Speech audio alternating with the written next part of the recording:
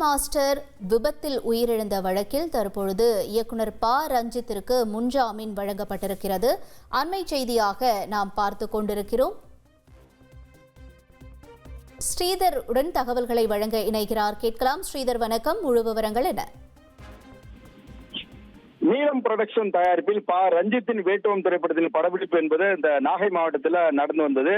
கடந்த 13ஆம் தேதி இந்த விருந்தமாடி அருகே அளப்பகுதியில் நடந்த இந்த கார் சேசிங் சண்டை காட்சியில பாத்தீங்கன்னா, அந்த படப்பிடிப்பின் போது அதில் நடித்த ஸ்டன் மாஸ்டர் மோகன்ராஜ் விபத்துல சிக்கிய பரிதாபமாக உயிரிழந்தாரு.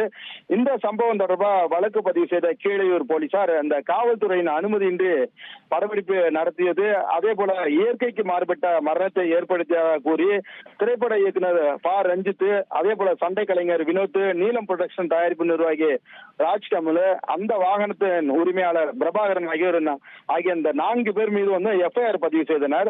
மேலும் இயக்குனர் ப. ரஞ்சித் உள்ளிட்ட அவர்கள் 4 பேருக்கும் கீழையூர் காவல் நிலையத்தில் இருந்து விசாரணைக்கு வருமாறு இந்த ஆணையும் பிறப்பிக்கப்பட்டது.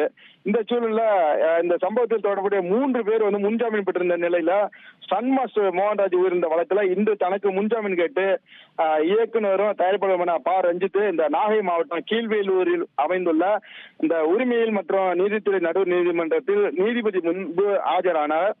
அதனைத் தொடர்ந்து இதனை விசாரித்த நீதிபதி மீனாட்சி இயக்குனர் ப. ரஞ்சித்திற்கு நீதிமன்ற பிணையில் முன்ஜாமீன் வழங்கி உத்தரவிட்டிருக்கிறார்.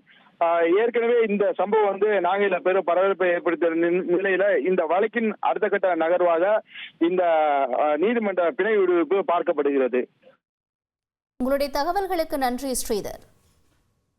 ட்ரெண்ட ஃப்ரெண்ட் ஆக்கிக்கோங்க. தந்தி டிவியின் சப்ஸ்கிரைபர்ஸ் அண்ட் ஃபாலோவர்ஸ் குடும்பத்துல நீங்களும் இணையுங்க.